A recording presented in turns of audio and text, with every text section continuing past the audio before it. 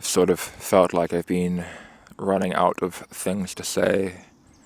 I don't really like repeating myself, and that seems to be what largely is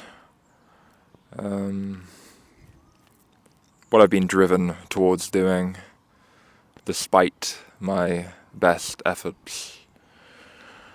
To the contrary,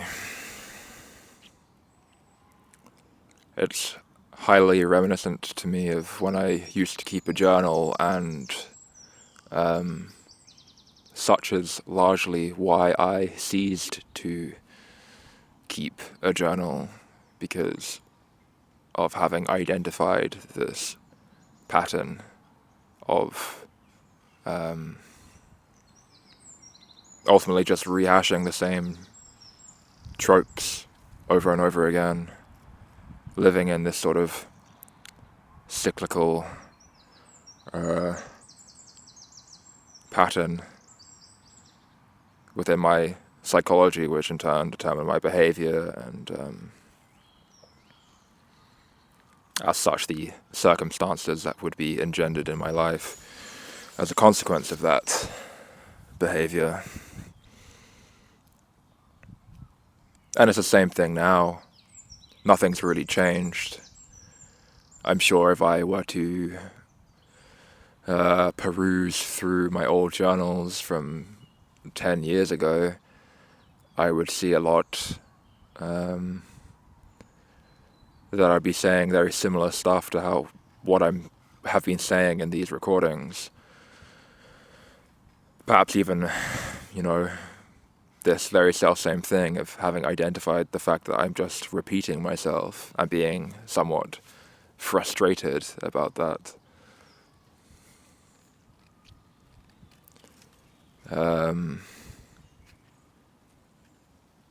But really, if I think about it, there's not necessarily anything abject or deplorable about that, really, in terms of a manner of conduct for oneself, for repetition, cyclical patterns is in many ways just the nature of nature itself, of which, of course, we are, whether we like it or not, an inextricable component of. That seems to be the case anyway, right?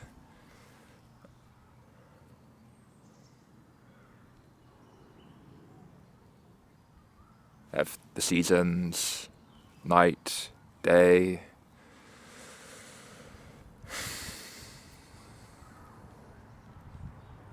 Tides go in, the tides go out. Everything just rises and falls, ebbs and flows, contracts, expands. It's the same shit over and over again.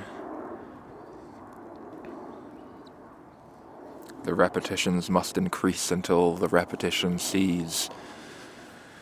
To quote some Lungfish lyrics.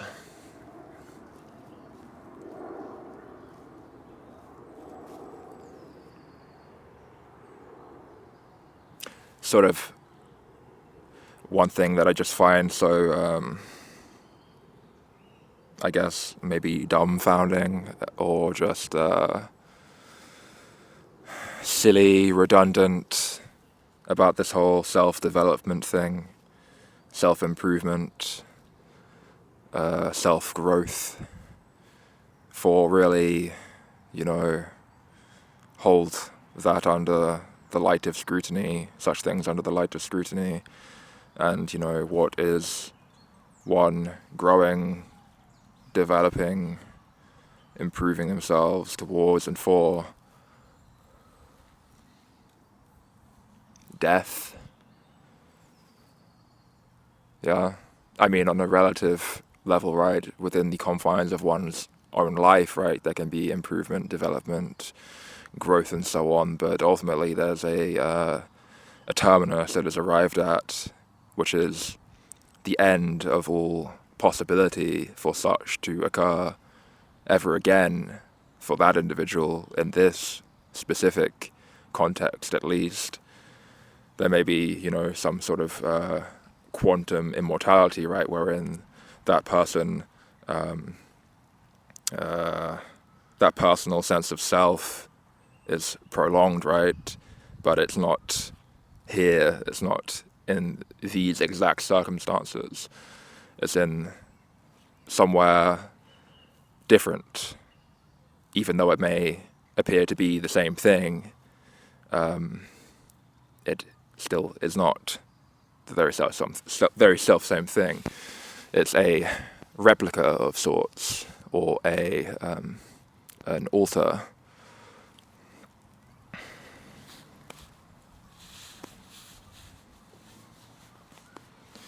And a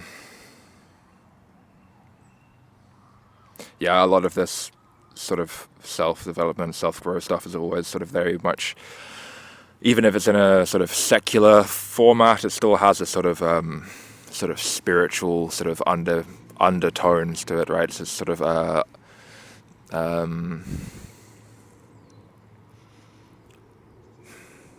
these sort of unvoiced assumptions in a lot of cases, right, about there being some ultimate overarching meaning, right, a purpose that lies beyond that which can be immediately perceived in reality on a sort of material basis.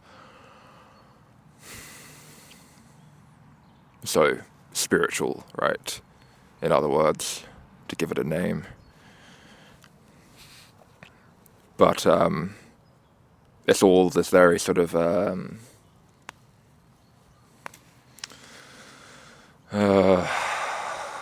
puppy dogs and cotton candy sort of spirituality, this new age spirituality, right? The new age.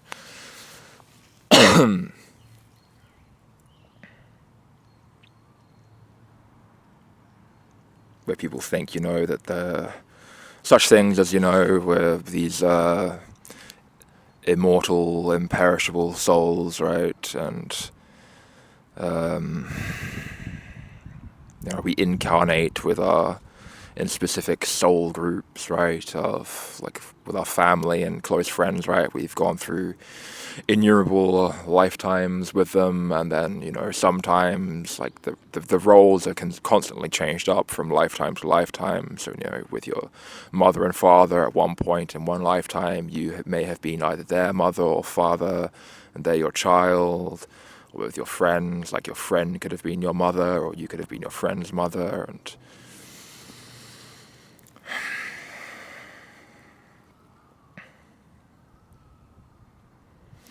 but whatever the case may be, right, I don't really lend any sort of credence to that whatsoever. But regardless, just in general, with looking at any sort of spiritual or religious traditions or teachings, more specifically, the sort of fundamental metaphysics, the cosmogony of such, on which they are all fundamentally predicated, all kind of leads to the same thing, which is meaninglessness. It's just points to the complete pointlessness of everything, of this reality, of the universe, of the world, of experience. It's all completely empty and futile. It only has relative value, meaning, and significance, even within the context of religion and spirituality. Because at the seat of it, it all seems to point to this ineffable, imponderable,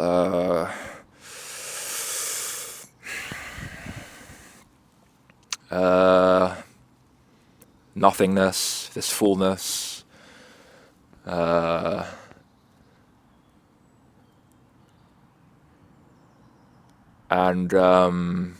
within which all of this is contained, from which all of this emanates, and within all of this, that very self-same essence is completely imbued, imprinted within the totality of all perceivable reality. It's just one thing dreaming that it isn't itself. And ultimately kind of embarking upon this process of remembering. That's the mission, that's the point of this. It's endeavoring to become aware, to familiarize itself with itself. But,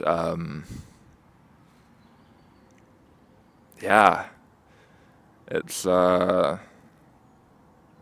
that's the point, but the point is itself entirely pointless in my view. I don't find that satisfying at all. I don't find that it justifies any of the ills, not to mention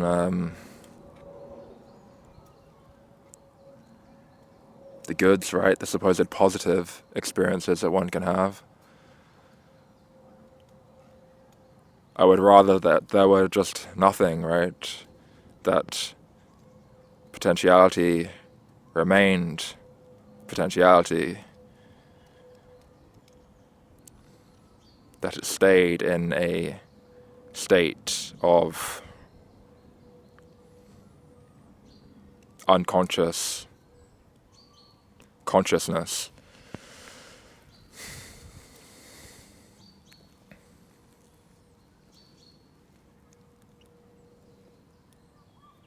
Again, this is all just words, right? I don't make any claims to being in possession of knowing without any shadow of a doubt that this is the case, that this is what this world is, that this is what is occurring. Mostly my days, my time, my thoughts, my experience is engulfed with just discontent of various degrees and flavors.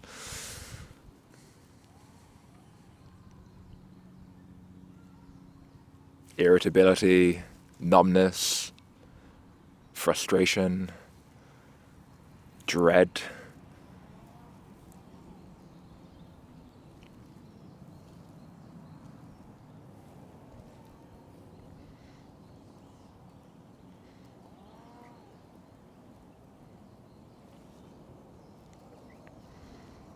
I keep trying to manufacture desires for myself, things that would make me feel more invested in life and seem to make the struggle more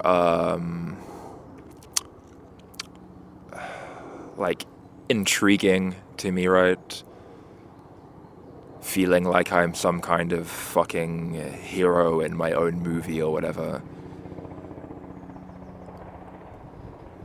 But I struggle to suspend disbelief, right? I very much struggle.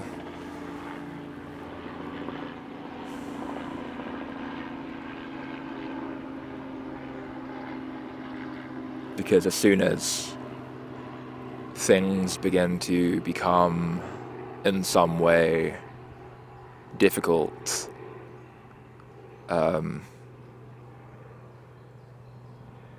and knowing all the while that I'm kind of just playing a game with myself, that I'm fooling myself, that I don't really want to be doing what I'm doing in the first place.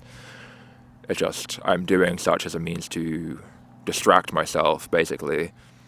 And so when things begin to become difficult in the course of that game, that distraction, then I'm just gonna say fuck it and walk away from the game, because who wants to, participate in a game where they just keep fucking losing?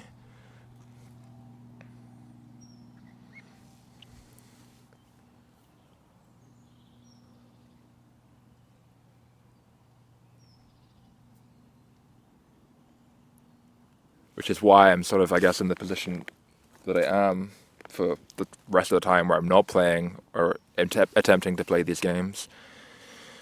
Because, I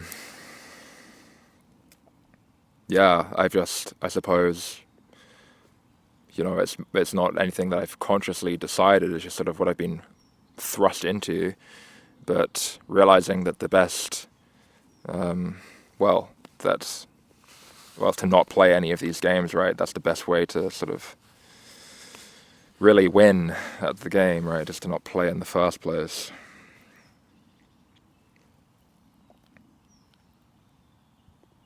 And because I know also, that these games, one, they're distractions, right?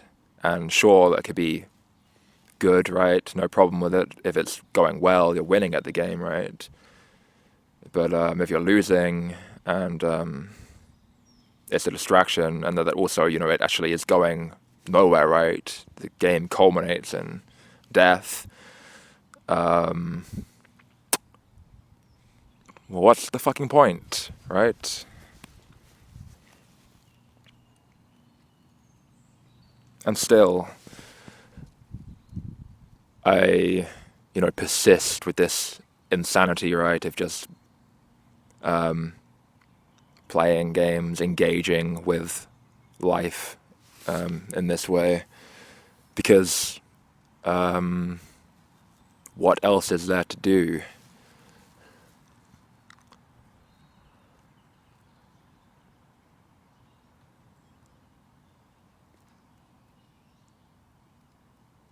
It all works better, right, when you don't understand these things, when you haven't touched that vacancy at the heart of all of this.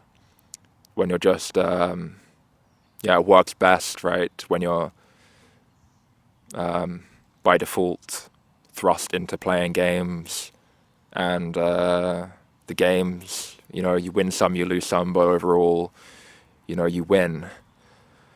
That's how all of this works best, right? And you play your games for however many fucking years, and then you become worm food. And it was all just sound and fury. And you never had to really contemplate it in any degree of depth, because you were too busy reaping the fruits of such, gorging yourself on the spoils of war, because that's what it is, right? If you're winning, someone else is losing.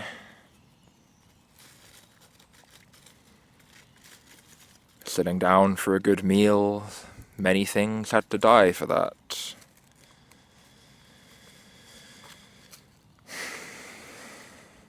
Just as one example.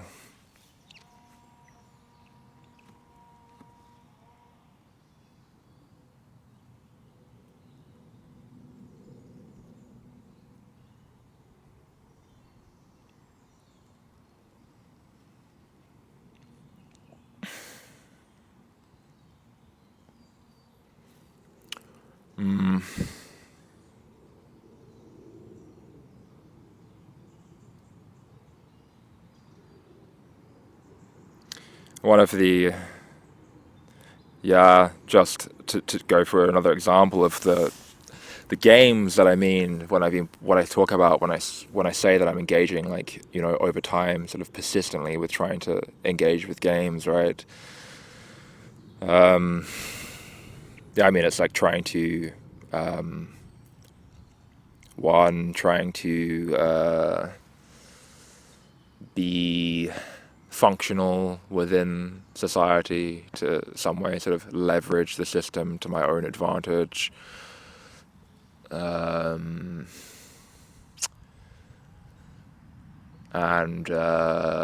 as such arrive at a certain degree of financial independence that would allow me to do things that I quote unquote want to do. But of course, it's ultimately just another distraction. I would rather not want to do anything. So yeah, such things as, you know, traveling or whatever.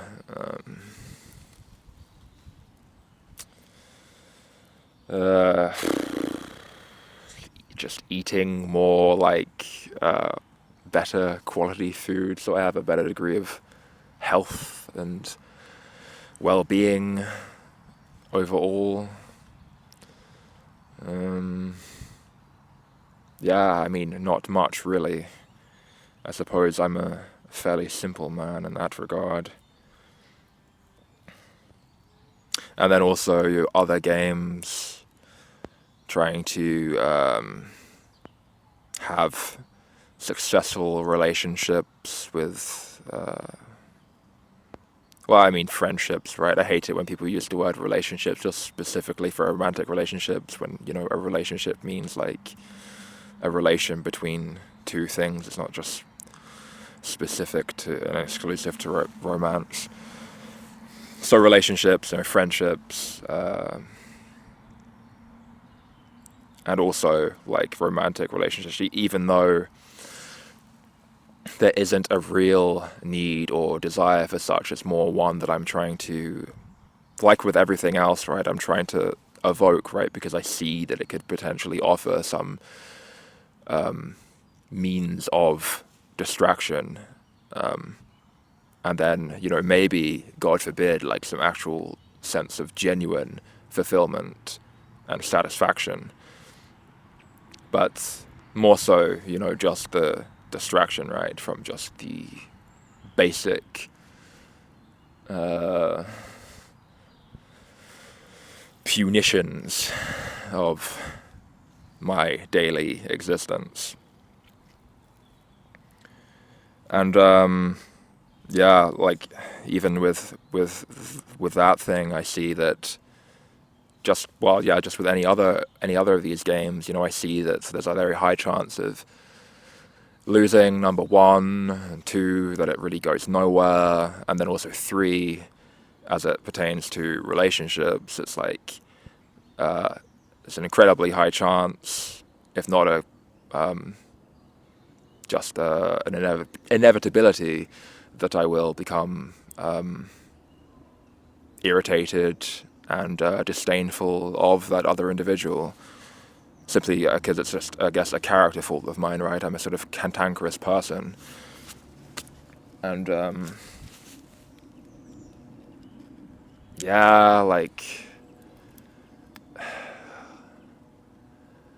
with like the opposite sex especially, this is especially so because it just seems that, like, just as a given, right, the relations between the two sexes are just you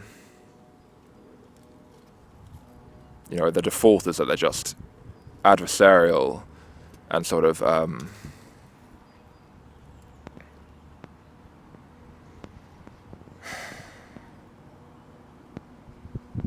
yeah, there's just sort of this just disdain and tension, and it's also conditional. And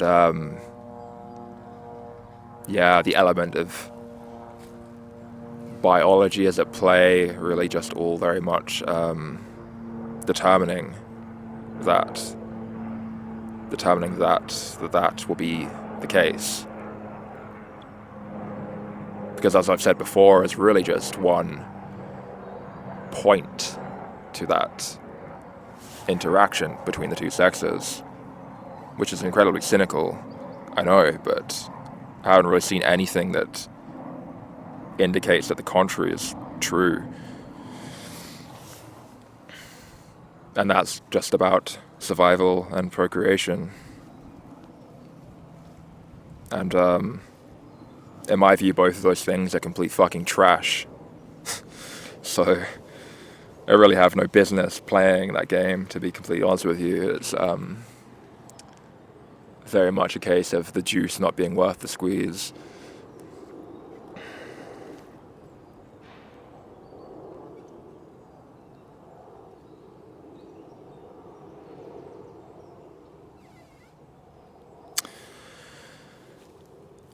Yeah, I think I'll leave it there for now. This is probably long enough. And yeah, hopefully I didn't repeat myself too much, but if I did, then it is what it is. It's just me, one aspect of broader cycles, repeating itself in its own unique, allotted way. Perhaps. Okay. Thanks for listening.